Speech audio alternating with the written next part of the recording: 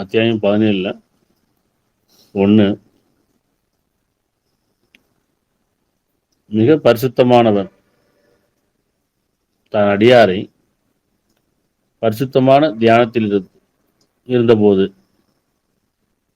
மிக பரிசுத்தமானவன் தன் அடியாரை பரிசுத்தமான தியானத்தில் இருந்தபோது சத்தியம் நிறைவேற்றிருக்கும் எல்லைக்குள் ஓரிரவில் அழைத்து சென்றார். அதன் சுற்றுலைகளை நாம் அபிவிருத்தி செய்கின்றோம். நம்முடைய அத்தாட்சிகளை அவருக்கு காண்பிப்பதற்காக. அவன் செவியரோடாகவும் பார்ப்பவனாக இருக்கின்றான். மிக பரிசுத்தமானவன் இறைவன், மிக பரிசுத்தமானவன், இணை துணை இல்லாதவன், தூய்மையானவன். இறைவன் தூய்மையானவன் அப்படின்னு அர்த்தம். இறைவன் பரிசுத்தமானவன், இணை துணை இல்லாதவன், இன்னும் யாருக்கு அந்த அநியாயம் செய்யாதவன், சத்தியத்தை நிலைநாட்டக்கூடியவன், தன்னடியார் யார் அவனை பரிசுத்தப்படுத்தி அவனுக்கு இணை வைக்காத, அவன் நிராகரிக்காம, அவனுக்கு அஞ்சி, இறைவனுக்கு அஞ்சி தன்னுடைய வாழ்வும் மரணமும் தொழுகையும் குர்பானியும், தன்னுடைய வாழ்வும் மரணமும் வழிபாடும் தியாகமும் அவனுக்கே உரியதாக ஆக்கிக் கொள்கிறார்களோ அவர்கள் இதனுடைய அடியார்கள். இன்னும் எவரொருவர் தன்னை அல்லாஹ்வுக்கே உரியதாக்கி இன்னும் நற்செயல் நிலைத்து நிற்கிறார்களோ அவருடைய நற்குலி அவருடைய இறைவனிடத்தில் உண்டு. இத்தகையோர் அச்சமில்லை, துக்கப்பட மாட்டார். அப்ப எவரொருவர் தன்னை அல்லாஹ்வுக்கே உரியதாக ஆக்கிக்கிறாங்களோ, நற்செயல் செய்கிறார்களோ, அல்லாஹ்வுக்கேனா அதான் என்னுடைய வாழ்வும் என்னுடைய மரணமும் என்னுடைய தொழுகையும் என்னுடைய குர்பானியும் அல்லாஹ்வுக்கே உரியது. நான் இறைவனுக்காக என்னை இறைவனுக்காக அர்ப்பணித்துக் கொள்கிறேன். என் வாழ்க்கை இறைவனுக்கு அர்ப்பணிக்கிறதும் இன்னும் என் இறைவனுக்காகவே மரணிக்கிறதும், அதாவது இறைவனுடைய கட்டளை நிறைவேற்றி அவன் திருப்தி கொண்ட நிலையிலும் அவன் மீது திருப்தி கொண்ட நிலையிலும் மரணிக்கிறது. இப்படி தம்முடைய வாழ்க்கையை இறைவனுக்காகவே வாழக்கூடியது. ஏன்னா படைப்பின் நோக்கம் இறைவது. என்னை படைத்தானோ அவனுக்காக என்னுடைய வாழ்க்கையை அர்ப்பணித்துக் கொள்கிறேன். இந்த உலக வாழ்க்கை சொற்ப சுகம், அற்ப சுகம். அப்ப அவனுக்கு உரியவராக யார் ஆக்கிறானோ அவனு தன் அடியார்கள் சொல்றாங்க. தன் அடியாரை பரிசுத்தமான தியானத்தின் போது இதுன்னு சொன்னா, என்னை உணரும் போட்டு தியானத்தில் நிலைத்திருப்பீராக, என்னை உணரும் போட்டு என்னுடைய தியானத்தில் நிலைத்திருக்கீங்கன்னு சொல்றான். இப்ப இந்த உலகத்துல பிறந்தாச்சு, எங்கேருந்து வந்தோம் யாருக்கு தெரியாது, எங்க போறோம்னு யாருக்கு தெரியாது. நம்பிக்கை, இறைவன் நம்மளை படைச்சான், திருப்பி எல்லாரும் இறைவன்கிட்ட போறோம், கடவுள்கிட்ட போறோம். அது எனக்கு உணர்ந்திருக்கிறோமா? ஒன்றுமே இல்லாத படைக்கப்பட்டிருக்கிறோமே. மூணு இருள்களில் படைக்கப்பட்டிருக்குன்னு சொல்றான். அதாவது வெற்றிடத்துல இருந்து, ஒன்றுமே இல்லாத நிலையிலிருந்து, இது ஆணுடைய விந்திலிருந்தும் பெண்ணுடைய கருவிலிருந்தும் 3 இருள்களில் படைக்கப்பட்டிருக்கும். இப்படி படைக்கப்பட்ட இந்த மனிதன் தன்னோட வாழ்க்கையை உணராம, வாழ்க்கையை அறியாம, இறைவனை உணராம, ஏதோ பிறந்துட்டோம், வாழ்றோம், இறந்து போயிடுறோம். இது வாழ்க்கை இல்லை. இறைவனை உணரணும்.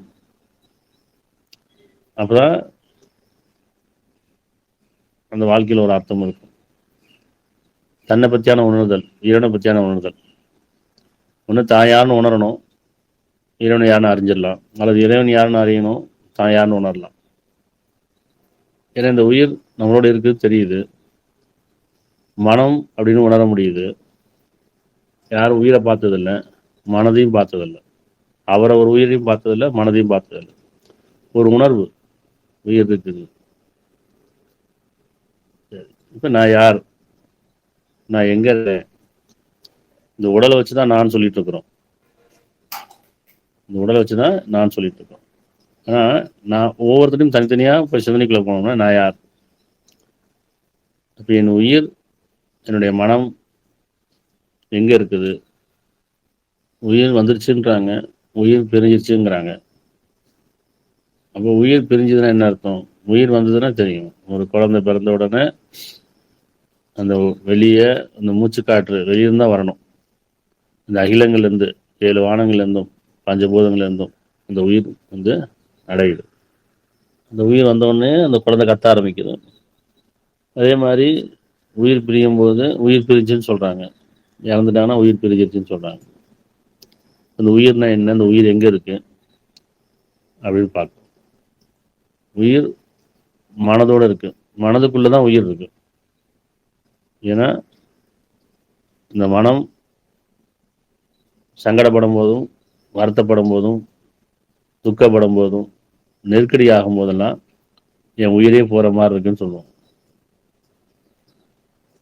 இல்லையா? மனசில் ஒரு நெருக்கடி வந்துருச்சுன்னு சொன்னான், ஒரு வேதனை வந்துருச்சுன்னு சொன்னான், என் உயிரே போகிற மாதிரி இருக்கு. அதே மனசுக்கு ஒரு ஆறுதலும் நற்செய்தியும் ஒரு தெளிவும் வந்ததுக்கப்புறம் என் உயிரே வந்த மாதிரி இருக்குன்னு சொல்கிறோம். அப்போ இந்த உயிர் எங்கே இருக்குது? மனதுக்குள்ளே இருக்குது. சரி, மனம் எங்கே இருக்குது? தெரியாது, யாருக்கும் தெரியாது. ஆனால் மனதுன்னு கேட்டால் நெஞ்ச கை காட்டுவோம், இங்கே தான் மனசு இருக்கு. இறைவன் நம்மளை எங்கேருந்து படைத்தானோ அங்கே தான் அந்த உயிர் மனமும் இருக்குது. அந்த மனதிலேருந்து அந்த உயிர் நம்மளை வந்து ஆற்றல், அந்த உயிர் வந்து ஆற்றல். மனம் என்ன விரும்புதோ, என்ன எண்ணுதோ அதை செயல்படுறதுக்கு இந்த ஆற்றல் இருக்குது, உயிர் இருக்கு. இந்த உயிரும் மனமும் கலந்தது தான் ஆத்மா. இதுக்கு தான் அந்த உடல் கொடுக்கப்பட்டிருக்கு. இந்த உலகத்தில் வாழுங்காலங்களில் இந்த உடலை நம்ம பயன்படுத்திக்கிறோம். நம்ம இந்த மனம் விரும்பக்கூடியதும் எண்ணக்கூடியதும் இந்த உயிர் மூலியமாக, இந்த ஆற்றல் மூலியமாக இந்த உடலை இயக்கிறோம். இப்போ இந்த உடலை இயக்கிறதுக்கு உணவு தேவை இருக்குது. உணவு, நீர், காற்று. உயிர் காற்றில் கலந்துருக்கு. காற்று சக்தி இருக்கு.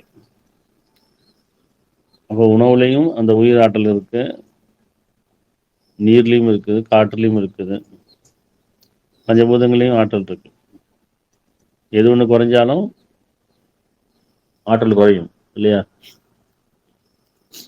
சரியா தூங்கலினாலும் உயிரோட்டம் குறையும்.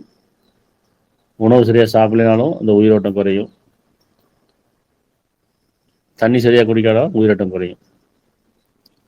மனம் அமைதி இல்லைனாலும் உயிரோட்டம் குறையும். நம்பிக்கை குறைஞ்சாலும் உயிரோட்டம் குறையும். அப்போ நல்லா சாப்பிடும்போது தெம்பாக இருக்கிறோம், உயிர் சக்தி அதிகமாக கிடைக்குது. தண்ணி குடிக்கும்போது கிடைக்குது. தூக்கத்தில் நல்லா தூங்கி வச்சா அந்த உயிரோட்டம் கிடைக்குது. மனம் அமைதியாகவும் நம்பிக்கையோடையும் இருந்தால் அந்த உயிரோட்டம் அதிகமாக கிடைக்குது. அப்போ உயிர் இதுதான் சொல்ல முடியல, ஏன்னா இது மறைவானது இருக்கு, உணரதான் முடியும். அது எல்லாமே மனதுக்குலேருந்து தான். எல்லாமே மனம் சார்ந்து தான் அந்த உயிர் இருக்கு. உயிரை விட்டாத அப்படின்னு சொல்றத மனசை விட்டாதன்னு சொல்லுவாங்க. அப்போ மனசுக்குள்ள தான் உயிர் இருக்குது, மனமும் உயிரும் கலந்து இருக்குது. அது இந்த உடல் கொடுக்கப்பட்டிருக்கு. இந்த உடல்ல இந்த உலகத்தில் வாழுங்காலங்களில் நம்ம பயன்படுத்திக்கிறோம். சரி, இப்போ இந்த உயிர் மனமும் எங்கே இருக்கு தியானிக்கும் போது இந்த உடலுக்குள்ளே இருக்கான்னா உடல்ல அது பயன்படுத்திக்கிறத தவிர அது ஒரு ஸ்பேஸில் இருக்குது, நம்ம அறியாத ஒரு ஸ்பேஸில் இருக்குது. ஒவ்வொருத்தருக்கும் தனித்தனியான ஒரு ஸ்பேஸ் கொடுக்கப்பட்டிருக்கு. நம்ம எல்லாரும் ஒரே உலகத்தில் வாழ்கிறோங்கிறது பிரம்ம. ஒவ்வொருத்தரும் தனித்தனி உலகத்தில் வாழ்கிறவங்க தான் உண்மை. ஏன்னா ஒவ்வொருத்தருக்கும் தனித்தனி உணர்வு இருக்குது, தேவைகள் இருக்குது, சிந்தனைகள் வேறுபடுது இல்லையா?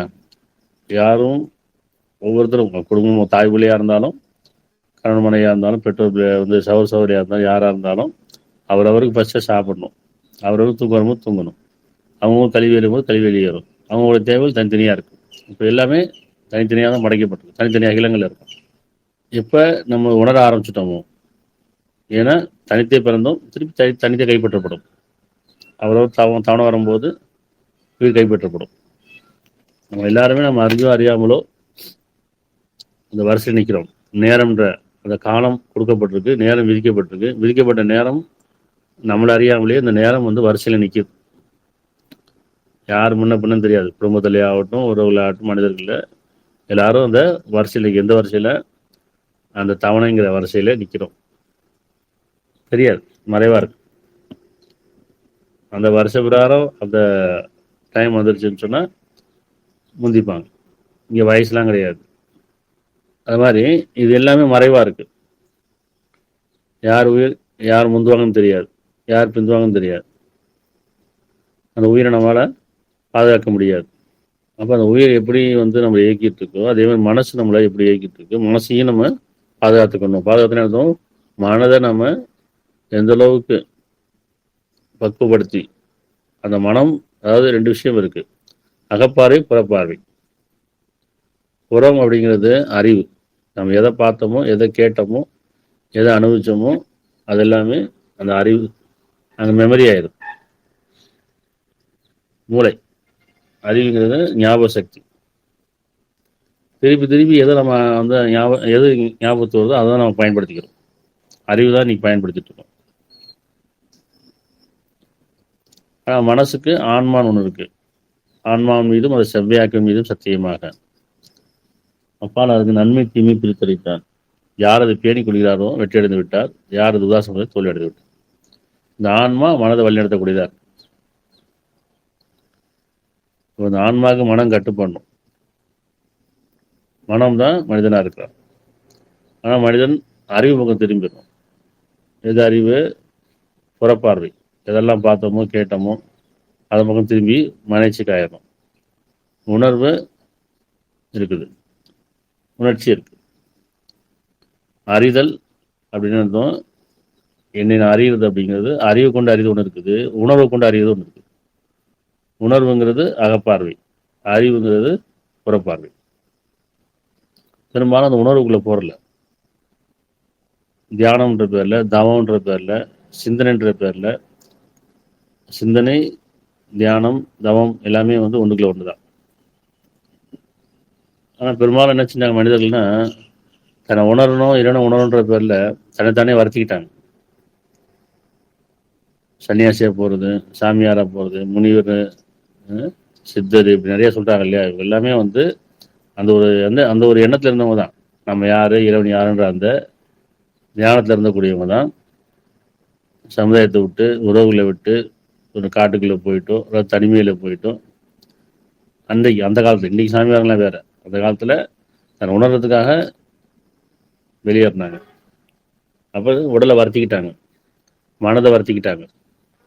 ஆனால் இறைவன் சொன்னால் நீங்கள் உடலையும் வருத்திக்க வேணாம், மனதையும் வருத்திக்க வேண்டாம், உணவு மட்டும்தான் முக்கியம்.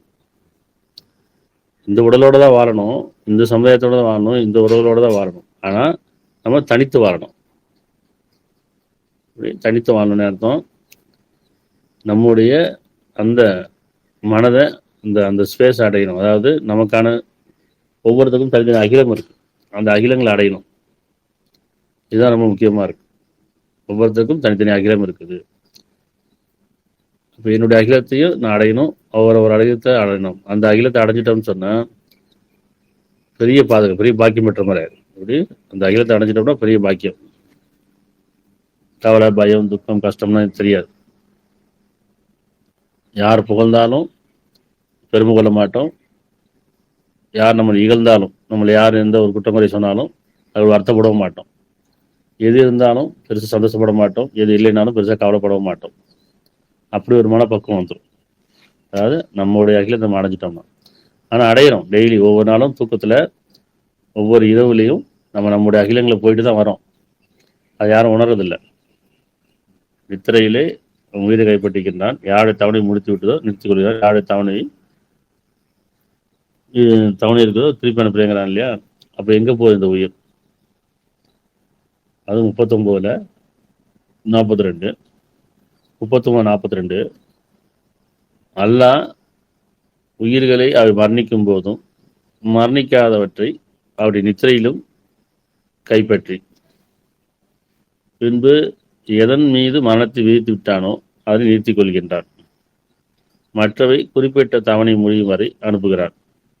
சிந்தித்து பார்க்கும் மக்களுக்கு நிச்சயமாக இதில் சான்றுகள் இருக்கின்றன. அப்போ இரவில் தூங்கும்போது இந்த உயிர் எங்கே போகுது? இந்த உணர்வை இழந்துடுறோம். மனம் எங்கே போகுது? உயிர் எங்கே போகுது? மனம் நம்மோடு இருக்கும்போது இந்த உயிர் ஆற்றலோடு இருக்குது. பகல்ல மனம் நம்மோடு இருக்குது, இந்த உடலோடு இருக்குது. இந்த உயிர் வந்து அதோடைய ஆற்றல் இருக்குது. ஆனால் இரவுல இருக்கு, உயிர் இருக்கு, ஆற்றல் கிடையாது. ஏன்னா மனம் அந்த உடலோட இல்லை. இப்போ நைட்டில் தூங்குறோம், கனவு காண்றோம் இல்லையா? எத்தனை பேர், 6 பேர் வீட்டில் இருந்தாலும் 10 பேர் வீட்டில் இருந்தாலும் எல்லா உடலும் இங்கே தான் இருக்குது. ஆனால் ஒவ்வொருத்தரும் தனித்தனி கனவு உலகத்தில் போயிட்டு வருமா இல்லையா? அப்போ அந்த மனமும் உயிரும் இன்னொரு உலகத்தை போய் பார்த்துட்டு வருது ஒரு அத்தாட்சிக்காக. உடல்லாம் இங்கே தான் இருக்குது. ஆனால் நம்ம நாமளே அந்த கனவுல பார்க்குறோம். நம்ம இன்னொரு உலகத்துக்கு போயிட்டு வரோம். ரொம்ப லேசாக இருக்குது. நல்ல கனவாக இருக்கலாம், கெட்ட கனவாக இருக்கலாம். ஆனால் அந்த கனவுன்ற ஒரு உலகத்தில் போகிறோமா இல்லையா? அப்போ அந்த உயிரும் அந்த மனமும் இங்கே போகுது. இப்போ ஒவ்வொருத்தரும் தூங்கும்போது இந்த உயிர் எங்கே போகுது? நம்மளை விட்டு போகுது. திருப்பி முழிப்பு வரும்போது உயிர் வந்தோடனே முழிப்பு வந்துடுது. அப்போ மனம் சிந்திக்க ஆரம்பிக்குது. அப்போ மனம் யார்கிட்ட எங்கே இருக்குது அப்படின்னா, அது ஒரு ஸ்பேஸில் இருக்குது. உயிரும் அதோட தான் இருக்குது. அந்த மனம் என்ன விரும்புதோ, என்ன இருக்குது, அந்த எண்ணம் என்ன கொடுதோ அதுக்கு இந்த உடலை கொண்டு இங்கே நம்ம செயல்படுறோம். அப்போ இரவில் நாம் அறியாமலே அந்த உயிரும் மனமும் அதோடைய ஸ்பேஸுக்கு போயிட்டு திரும்பி வருது. இப்போ விழிச்சிருக்கும்போது நம்ம சிந்திக்கணும். அப்போ அந்த இடம் அது என்ன, அந்த அகிலம் எங்கே இருக்குது? நமக்கான அகிலம் இருக்குது. ஒவ்வொருக்கும் தனித்தனி அகிலம் இருக்குது. அதை நம்ம அடைய தான் பார்க்கணும். அதை சிந்திக்கணும். அந்த அகிலத்தை அடைஞ்சிட்டோம்னு சொன்னால் பெரிய பாக்கியம் பெற்றோம் இல்லையா? உதாரணத்துக்கு 17:1 படித்தோம் இல்லையா? மிக பரிசுத்தமானவன் தன் அடியாரை பரிசுத்தமான தியானத்தில் இருந்த போது, தியானம் தவம் சிந்தனையில் இருக்கும்போது சத்தியம் நிலை பெற்றிருக்கும் எல்லைக்குள் ஓரிரவில் அழைத்து சென்றான். அந்த ஒரு இரவு நாடும்போது அவரவருக்கு அதை காட்டுறதுக்காக, அவங்களுடைய அகிலத்தை காட்டுறதுக்காக அந்த அகிலத்துக்கு போயிட்டு நம்ம அந்த அகிலத்தை அணைஞ்சிட்டோம்னு சொன்னா இம்மை மறுமை நம்ம ஒண்ணுதான். எப்படி பெருமை கொள்ள மாட்டோமோ, கவலைப்பட மாட்டோமோ, ஒரு நடுநிலையில இருப்போமோ, அதே மாதிரி இம்மையும் மறுமையும் ஒண்ணுதான். இந்த உலகத்தையும் வாழ்றது ஒண்ணுதான், மறுபுறத்துக்கு போறதும் ஒண்ணுதான். ஏன்னா அந்த ஒரு நடுநிலையில இருக்கும். இங்கிட்டா அங்கிட்டா எங்க போனாலும் ஒன்று தானே அப்படிங்கிற ஒரு நிலை பக்குவம் அடைஞ்சிடும். மரணத்தை பற்றி பயம் இருக்காது, இந்த உலக வாழ்க்கையை பற்றி கவலை இருக்காது. ஏன்னா அது இன்னொரு உலகத்தை பார்க்குது. நடுவில் இருந்துட்டு அந்த உலகத்தையும் பார்க்க முடியும், இந்த உலகத்தையும் பார்க்க முடியும். அப்போ அந்த தவத்தில் இருக்கும்போது, தியானத்தில் இருக்கும்போது சத்தியம், அதாவது இறைவனுடைய அந்த வாக்கு நிலைபெறக்கூடிய அந்த எல்லைக்கு இரவு நாடும்போது, இந்த இறைவனை என்ன அர்த்தம்? உடல் இங்கே தான் இருக்கும். எப்படி நம்ம கனவுல ஒரு நிலைக்கு போயிட்டு வருமோ அது மாதிரி அந்த ஒரு இரவு அழைத்து செல்றான்னா உடலோட இல்லை, உணர்வோட இந்த மனம் அழைத்து செல்கின்றான். அதன் சுற்றுகளை அபிவிருத்தி செய்வதற்காக, அது காட்டுறதுக்காக, நம்முடைய அத்தாட்சிகளை அவருக்கு காண்பிப்பதற்காக. தூதர்கள்லாம் பார்த்துருப்பாங்க, நபிமார்கள், தூதர்கள், ஞானமுடையவர்களாக பார்த்துருப்பாங்க. இப்போ அவங்களுக்கு அத்தாட்சி தான். தம்முடைய அத்தாட்சிகளைனா தன்னுடைய ஆதாரங்களையும் அத்தாட்சிகளையும் அவருக்கு காண்பிப்பதற்காக நிச்சயமா அவன் செவியருவனாக பார்ப்பவனா இருக்கின்றான். என்ன செவியருவன்? யார் இறைவன்கிட்ட கேட்குறாங்களோ, இறைவனே உன்னை பற்றி அறிவிச்சு கொடு, இம்மை மருமை பற்றி அறிவிச்சு கொடு, எங்களுடைய அகிலங்களை எங்களுக்கு அறிவிச்சு கொடு, இன்னும் இதெல்லாம் நம்ம பிரார்த்தனை பண்ணுறோமோ. இப்போ செவியருவனாகவும் பார்ப்பவனாக இருக்கின்றான் இல்லையா? அப்படி வரும்போது 53 சரி 17:79 இன்னும் இரவின் பகுதியில் உம்முடைய விருப்பங்களை உறுதிப்படுத்தும் தியானத்தை மேற்கொள்வீராக.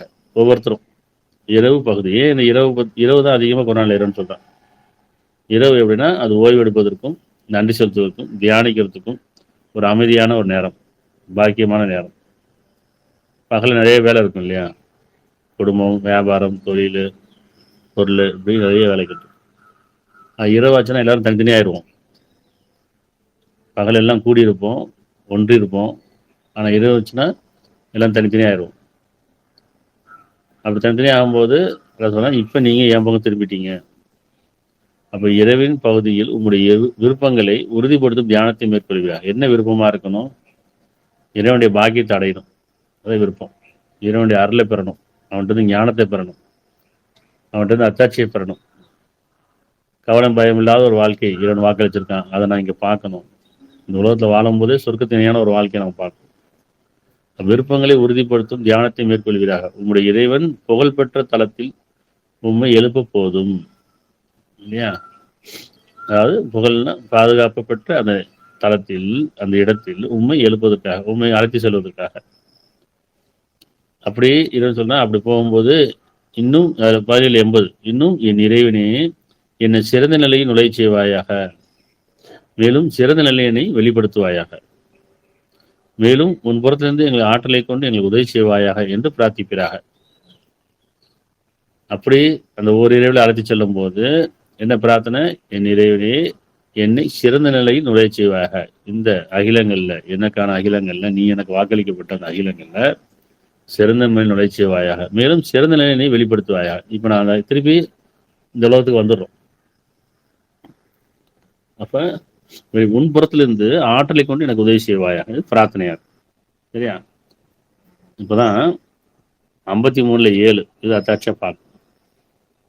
அப்படி ஒரு இரவில் அழைத்து செல்லும் போது 53:7 இருந்து அப்படி படிப்போம். 53:6 படிப்போமே. மிக்க வல்லமுடையவர் அவருக்கு கற்றுக் கொடுத்தார், உறுதியானவர் பின்னர் அவர் முன் அவர் நம் தூதர் முன் தோன்றினார். உறுதியானவர் பின்னர் அவர் தம் தூதர் முன் தோன்றினார். அவர் கலங்கமற்ற தெளிவின் மீது இருந்தபோது, அவர் கலங்கமற்ற தெளிவின் மீது இருந்தபோது, நல்ல தியானத்தில் இருக்கிறாரு, என்ன குழப்பத்தில் இல்லை, தெளிவா இருக்கிறாரு, தவத்தில் இருக்க இறைவனுடைய தவத்தில் இருக்கிறாரு. அப்படி இருக்கும்போது கலங்கமற்ற தெளிவின் மீது இருந்தபோது, பின்னர் அவர் நெருங்கி இன்னும் நெருக்கமாக வந்தார். வானவர்கள் வராங்க, என்ன சொல்றாங்க? பின்னர் அவர் நெருங்கி நெருக்கமாக வந்தார், வில்லின் இரு முனைகள் போல் அல்லது அதிலும் நெருக்கமாக வந்தார். அப்பால் அவருக்கு அறிவித்ததெல்லாம் அவர் அவனுடைய அடியாருக்கு அறிவித்தார். அந்த வானவர் எதை இறைவன் அறிவித்தானோ அதை தன் அடியாருக்கு. நம்ம அடியாரை யார் பார்த்தோம்? இறைவனுக்கு நெருக்கமாக அவனுக்கே தன்னை வாழ்க்கையை அர்ப்பணித்தவர்களாக, அவனுடைய தியானத்தில் நிறுத்திருப்பவர்களாக, நற்செயல் புரிந்தவர்களாக, அதன் அடியார்கள். அப்ப தூதருக்கு அவருக்கு அவர் அறிவிப்பதெல்லாம் இறைவன் என்ன அறிவிச்சானோ அதை அவருக்கு அடியாருக்கு அறிவித்தார். நெஞ்சம் அவர் கண்டதை பற்றி பொய்யுரைக்கவில்லை. நெஞ்சம் அவர் கண்டதை பற்றி பொய்யுரைக்கவில்லை. வானவரை பார்க்குறாங்க, அதனால அவங்க தெளிவா தெரியுது இது வானவர், பொய்யுரைக்கவில்லை. ஆயினும் அவர் கண்டவற்றின் மீது அவருடன் நீங்கள் தர்க்கிருக்கிறீர்களா? அவர் கண்டவற்றின் மீது ஆயினும் நீங்கள் அவருடன் தர்க்கிருக்கலாம் கேட்கலாம். நீங்க சந்தேகப்படுறீங்களா? இல்லை, அது உண்மை நினைச்சீங்கன்னா உங்களுக்கும் உண்டு. அன்றைக்கு நிச்சயமாக அவர் மற்றொரு முறை இறங்க கண்டார், குறைவில்லாத பாக்கியங்களின் சமயமாக, குறைவில்லாத பாக்கியங்களின் சமயமாக. அதன் வெகு அருகே சொர்க்கம் இருக்கிறது. அந்த பாக்கியத்தை சூழ்ந்து கொண்டிருந்த வேளையில் பார்வை விலகவும் இல்லை, அதன் கடந்து விடவும் இல்லை. இடமாக அவர் தம்முடைய இறைவனின் அத்தாட்சியில் மிகப்பெரியதை கண்டார். அவருடைய அகிலங்களில் அவர் பார்த்துட்டு வர்றார். இறைவன் வாக்களிச்சதும் சரி, இவங்க அகிலங்களையும் சரி. அப்ப ஓரிரவில் அழைத்து சென்றான். சரியா? எப்ப தியானத்துல இருக்கும்போது, சிந்தனையில் இருக்கும்போது, தவத்தில் இருக்கும்போது அப்படி அழைச்சிருந்தாங்க. அப்போ அதான் இரவு நிறைய இரவுல தியானிங்கிறாங்க. இரவுல நீங்க தியானிங்கள், நெடுநேரம் தியானிங்கன்னு சொல்றாங்க. அது இரவு ஏன் அப்படின்னு சொன்னா ஒவ்வொருத்தருக்கும் அத்தாட்சி கொடுக்கப்படும். அதுல நம்மளை உணர முடியும், இறைவனை உணர முடியும், நமக்கான அகிலங்களை அடைய முடியும். பாலங்காலங்களே நம்ம அகிலங்களை அடைஞ்சிடணும். அப்படி நம்மளுடைய அகிலங்களை பார்த்துட்டோம்னு சொன்னா அப்படி ஒரு பாக்கியத்தை சொர்க்கத்துக்கு சமீபமாக நம்ம அகிலங்கள் இருக்குது. நம்ம அங்கதான் படைக்கப்பட்டோம், திருப்பி அங்கதான் போக போறோம், பிரதிநிதியாக அங்கதான் போகணும். அதான் இறைவன் படைக்கும் போது சொர்க்கத்திலிருந்து படைச்சிட்டான். ஆனா நரகத்துக்கு போகக்கூடாதுன்னு அல்லாவுடைய விருப்பமா இருக்கு. தன்னுடைய அடியார், தன்னுடைய பிரதிநிதி சைத்தானை பின்பற்றி நரகத்துக்கு போயிடக்கூடாது, திருப்பி மீண்டும் சொர்க்கத்துக்கே வரணுங்கிறதா. அப்ப எங்கிருந்து படைக்கப்பட்டோமோ அங்க ஒவ்வொருத்தருக்கும் தனி அகிலம் இருக்குது. ஒவ்வொருத்தருக்கும் வானங்கள் பூமி போன்ற அளவு இறைவன் வாக்களிக்கிறான் இல்லையா? அதாவது மன்னிப்புக்கு முந்துங்கள், இறைவனுடைய மன்னிப்புக்கும் முந்துங்கள்னு சொல்கிறான். அப்போ அந்த அகிலங்களை நம்ம பார்க்கணும். இந்த உலகத்தில் வாழுங்காலங்களில் நம்முடைய மனசு, நம்முடைய உயிரும் அந்த ஒரு அகிலங்களை பார்த்துட்டோம்னு சொன்னால் இந்த உலகம் நமக்கு ரொம்ப அற்பமாயிரும், சொற்பமாயிரும். பெருசாக இதில் பெரிய ஆசமாசம் இருக்காது, பெருமை இருக்காது, போராமை இருக்காது, போட்டி இருக்காது, எந்த தீய குணமும் இருக்காது, நல்ல குணங்கள் மட்டும் அதிகரிக்கும். ஏன்னா எல்லாம் தெரிஞ்சிச்சு, நம்ம இந்த உலகத்தை விட்டு தான் போக போகிறோம், ஒரு நாள் இதை விட மேலான பாக்கியம் அங்கே இருக்குது, நம்ம அதை பார்த்துட்டோம், அதுக்கு முன்னாடி இது ஒன்றுமே கிடையாது, இது ரொம்ப சொற்பமானது தான், இது நிலையானதும் கிடையாது, இந்த உறவுகளும் சரி இந்த பொருளும் சரி நமக்கு ஒரு சோனையாக கொடுக்கப்பட்டிருக்கு, இது இணை வைக்க வேண்டாம், இதை விட மேலானது பாக்கியமானது பன்மடங்கு, அதை பார்த்தாச்சு. அதனால் எப்படி இருக்கும் அந்த மனசு? இப்போ பெருமையும் கொள்ளாது, போராமையும் படாது, சங்கடம் படாது, வருத்தம் படாது, கொடுக்கப்பட்டதுலேருந்து நல்ல செயல் செய்யக்கூடியதாக மாறிடுவான் இல்லையா? ஏன்னா தன்னுடைய அகிலங்களை பார்த்தாச்சு இல்லையா? தன்னுடைய அகிலங்கள் எப்படிப்பட்டதுன்னா அது பாதுகாப்பானதாக இருக்கும். ஒவ்வொருத்தரும் அவரோட அகிலங்களை அடைஞ்சிட்டோம்னு சொன்னால் அதை அடையணும். அதுதான் வந்து இதனுடைய வாக்கு. இந்த அகிலத்தை அடைஞ்சிட்டோம்னு சொன்னால் அது பாதுகாப்பாக இருக்கும். அந்த அகிலத்தில் யாரும் வந்து பெருமை கொள்ள முடியாது, மற்றவங்க யாரும் போராமல் கொள்ளவும் முடியாது, இல்லை யாரும் அபகரிக்கவும் முடியாது. அது பாதுகாப்பு பெற்ற தளம், அது பாதுகாப்பு பெற்ற தளம். அது அப்படிப்பட்ட அந்த அகிலத்தை நம்ம அடையணும் ஒவ்வொருத்தரும். அப்போ இரவு நேரங்களில், ஓய்வு நேரங்களில், தியானிக்க நேரங்களில் அதிகமாக இறைவனை தியானிக்கணும். இறைவனே என்னை பற்றி அறிவிச்சு கொடு, இன்னும் உன்னை பற்றி அறிவிச்சு கொடு, எனக்கான அகிலங்களை எனக்கு காமிச்சு கொடு அப்படின்னு இறைவன்கிட்ட கேட்கணும். இந்த உலக வாழ்க்கை நிலையானது கிடையாது, மறுமை நிலையானது. அப்போ மனம் எங்கே இருக்குன்னா இங்கே இல்லை, நமக்குள்ளே இல்லை, வெளியே இருந்து இயக்குது. அதோடைய அந்த மனம் அதை அறிஞ்சிட்டோம்னு சொன்னால், அந்த மனம் வந்து ஆன்மாவும் மனமும் இணைஞ்சு இருந்துச்சுன்னு சொன்னால் அது பரிசுத்தமாயிரும். அது ஆன்மா விட்டு விலகிடுச்சுன்னு சொன்னால் அசுத்தமாயிரும். அறிவோடு சேர்ந்து அசுத்தமாயிரும், அறிவும் பொருளும் அசுத்தமாயிரும். அப்போ எப்பயுமே ஆன்மாவோட அந்த மனம் இருக்கணும். அதுக்கு நிதானம், கவனம், தியானம் முக்கியம்.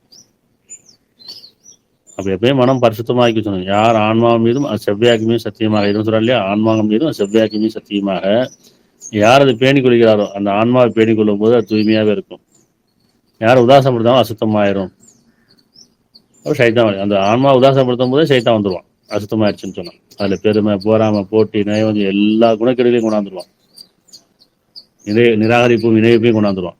இப்போ அந்த ஆன்மா பேணிக்கொள்றோமோ சைத்தான் வேணா உள்ளச்ச ஒரு நல்லடியார்களை தவிர, உள்ளத்துடைய ஒரு நல்லடியார்களை தவிர அப்படின்னு சொல்றானா இல்லையா? இப்போ அந்த ஆன்மாவை பேணிக்கொள்பவர்களுக்கு சைத்தான் நெருங்க மாட்டான். அப்போ அந்த ஆன்மாவின்படி நம்ம வாழ்ந்துட்டு இருந்தோம்னு சொன்னா, ஆன்மாவுடைய கட்டளைப்படி மனசாட்சியை கொண்டு வாழ்ந்துட்டு இருந்தோம்னு சொன்னா, அந்த மனம் தூய்மையடைய ஆன்மாவோடு சேர்ந்து இணையிருந்துக்கும் போது இப்போதான் இந்த அகிலங்கள் தன்னுடைய அகிலங்களை அதை அடைய பார்க்கும். தன்னோட அகிலங்களை நுழைஞ்சிடும். தன் அகிலங்களை அடைஞ்சிட்டோம்னு சொன்னால் எப்படி நடுவில் இருக்கு, அந்த பக்கமா இந்த பக்கமா, அப்போ பார்க்கும்போது இடப்பட்டு பார்க்கும். இந்த உலக வாழ்க்கையில் ஒன்றுமே கிடையாது, ரொம்ப சொற்பமானது, அற்பமானது, இதில் எல்லாமே வந்து எதுவுமே நமக்கு வந்து கொண்டு போக முடியாது, இது எல்லாமே ஒரு மாயே. மறுமையை பார்க்கும், ஆஹா இங்கே சொர்க்கம் இருக்குது, இறைவன் வாக்களிச்ச எல்லாமே இங்கே இருக்குது, இப்படி வாக்களிச்ச எல்லாம் இங்கே இருக்குது. அவெல்லாம் பார்க்கும்போது என்ன தோணும், எப்போ வந்தாலும் சரி, மரணம் எப்போ வந்தாலும் சரி போக தயாராக இருப்போம். ஆனால் மரணத்துக்கு முன்னாடி பார்த்தாச்சு. என்ன சொன்னால், நீங்கள் மரணத்துக்கு முன்னாடி விரும்பினீர்கள்னு சொல்கிறானா இல்லையா, பார்த்தாச்சு.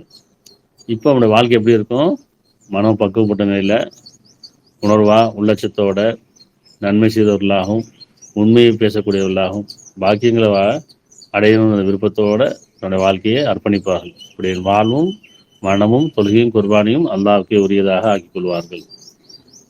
அதனால் எங்கள் இறைவனே, இன்னும் மேலான ஞானத்துக்குரிய இறைவனே, எங்களுடைய வாழ்வும் எங்களுடைய மரணமும் எங்களுடைய தொழுகையும் உனக்குரியதாக ஆக்கி இறைவனே, முற்றிலும் வழிபடும் வழிகளாக எங்களை ஆக்கி வழிபடும் வழிகளை எங்களை அறிவித்து தருவாயாக. எங்களுக்கான அகிலங்களை அடையும் பொருட்டு எங்களுக்கு ஞானத்துக்குரிய இறைவனே, சிறந்தமிழ் நுழைச்சுவாயாக, சிறந்தமிழ் வெளிப்படுத்துவாயாக, உன்பொருந்த ஆற்றலை கொண்டு எங்களுக்கு உதவி செய்வாயாக. நிச்சயமாக நீ செவியேற்போனும் இறக்க முடியணும். எல்லா புகழும் அல்லாஹ்வுக்கே உரியது.